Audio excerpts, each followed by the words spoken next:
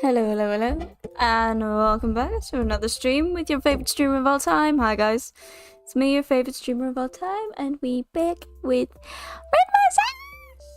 Red Yay!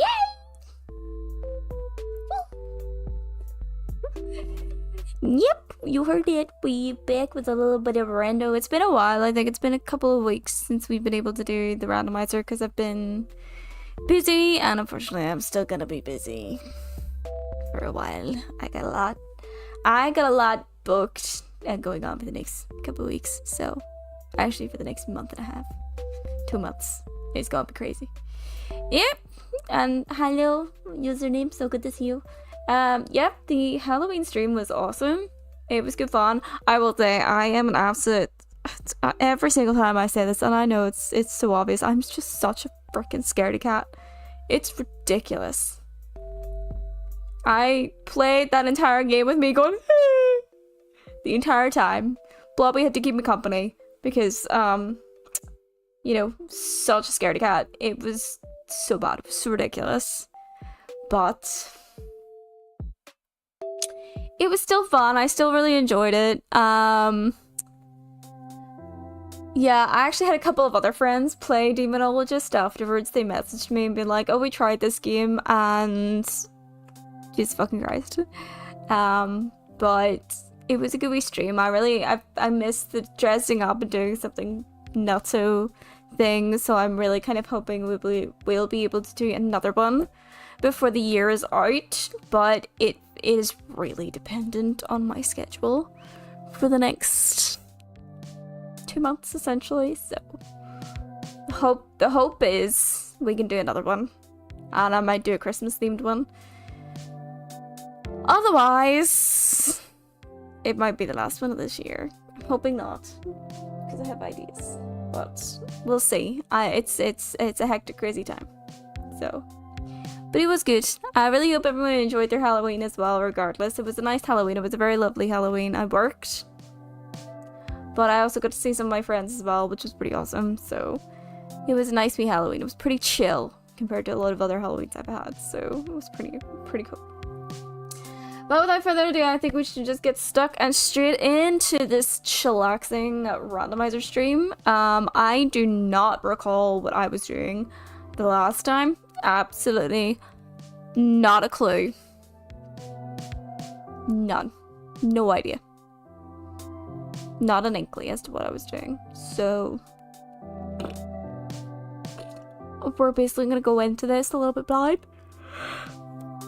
I have a vague idea, but it's fine. We'll figure shit out as we go, as always. So, without further ado, let's get straight into it. As you can see, also sometimes the Halloween decorations have gone. It makes me so sad every single time. Every single time it has to go, it makes me so sad. But next time I'll just have it all year round. And the transition as well has changed, so yeah, I do love the good blood one. That's so much fun. But changing, yeah.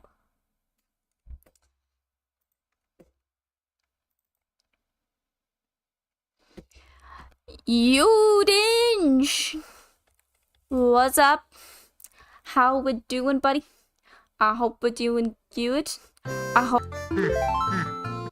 we're back at Rando, and we're about to find out what we were doing last time, because we did a check and then there was no more checks and I just gave up because I was so tired.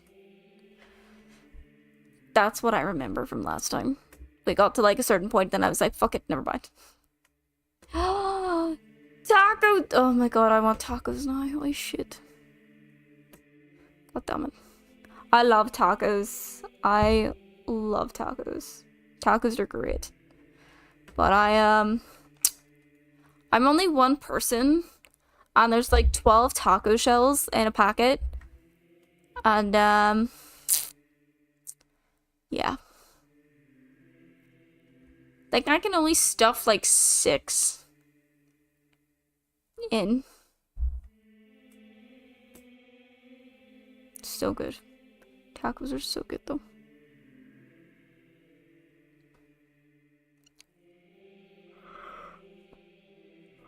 Hmm.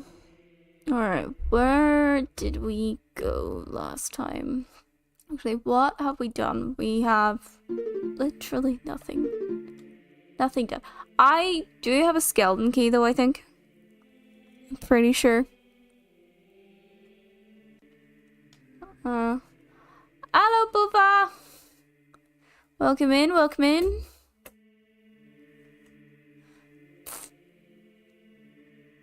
Oh, taco party. I really should. I think it would be fun.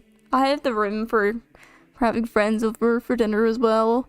I'm just maybe that'll be my like New Year's thing, but yeah, inviting friends over for dinner and stuff.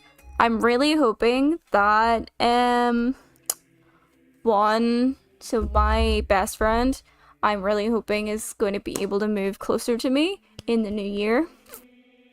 In which case, she's gonna be over, like, a lot. Which is great for me. I love that. I get to have her company. I'm happy with that. Oh, it's so itchy. Also, guess what I got? Contact dermatitis, you can't see. Wee red spot there. Dermatitis from my Fitbit, so it's really fucking itchy. Anyway, but yeah, one of my besties is moving soon, hopefully in the next year, and I'm excited to have her closer, and I've already said to her that she's just welcome to come chill in my place, so. Oh. Hi, Dinish! Welcome back. Welcome back. Yeah, I'm almost tempted to get my Fitbit replaced because I do get a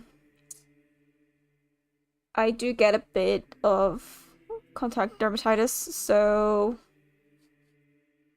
on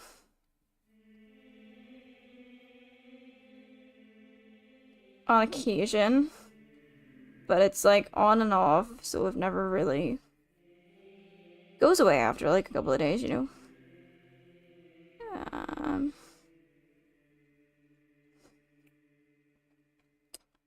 I live alone. No comment. Come on. I think I fucked this up. That one. Ah! Shit.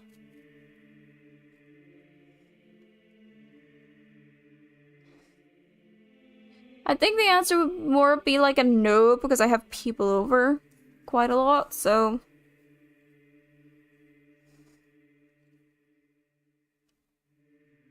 Guests and friends and all that stuff, so. Get that in there.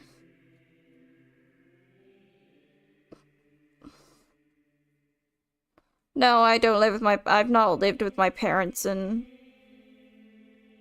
How old am I right now? I haven't lived with my parents in like. Well over a decade.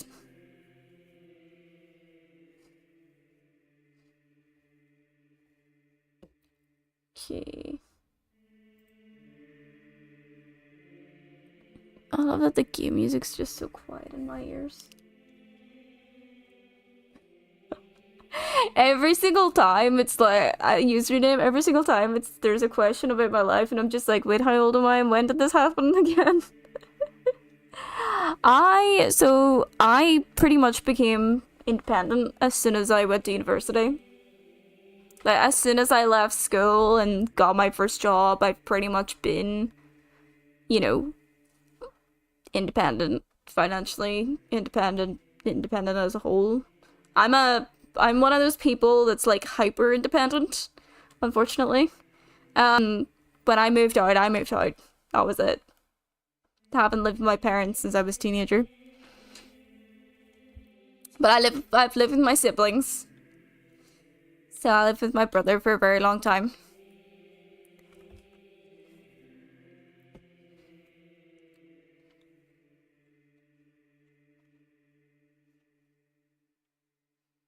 I don't mind, Danish. You can have a wee guess if you want to play the guessing game. It's always funny when people try and guess how old I am.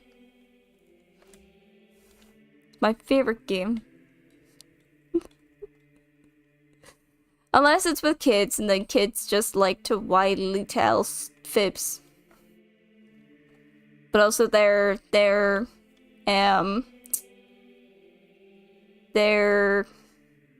what's the word? Their like perspective on time is kind of skew with anyway, so it's anything that's basically older than them is old. Ah, thank you, Dinish. Thank you for that. No, I am in my 30s. I am in my early 30s.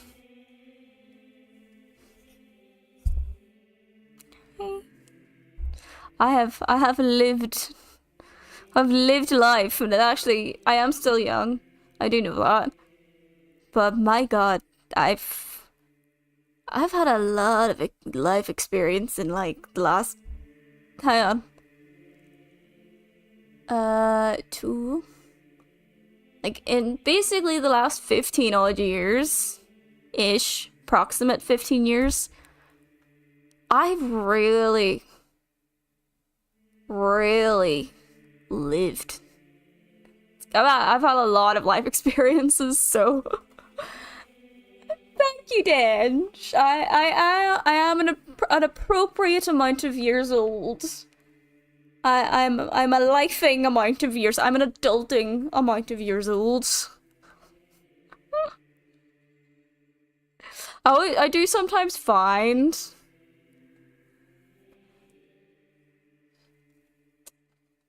well, I haven't lived alone except for occasions. I would say now, and maybe one other occasion I've actually lived by myself. But otherwise I've lived with my brother, or I lived with my ex for quite some time. As well, for quite a long time, actually. And then I lived with my brother for quite a period of time as well, so yeah. I think it's when I start talking about certain things, and then people go, wait, hang on, how old are you? 'Cause you're not the first person it's happened to. I think I've mentioned about certain things that I've experienced in my childhood. Oh, that can only happen if you're like a millennial. You know, like remembering internet dial-up sounds and things like that. Or like when you play the Xbox and you can't use the phone line and play the Xbox at the same time, like those kinds of things. I think that's funny. My ex and I met when I was in university. So I met him when I was quite young. Young and naive to fuck. Grown up a lot. Like I said, I've lived a lot since leaving school. Where am I going again? I don't even remember what I did last time. I think we tried to do the ice cavern, but I don't have a weapon.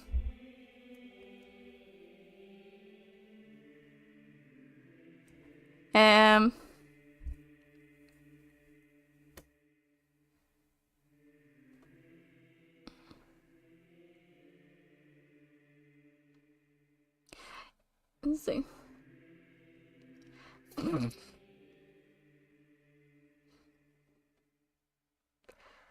Why? Yes, we were together for a long time, to the point that there were marriage talks.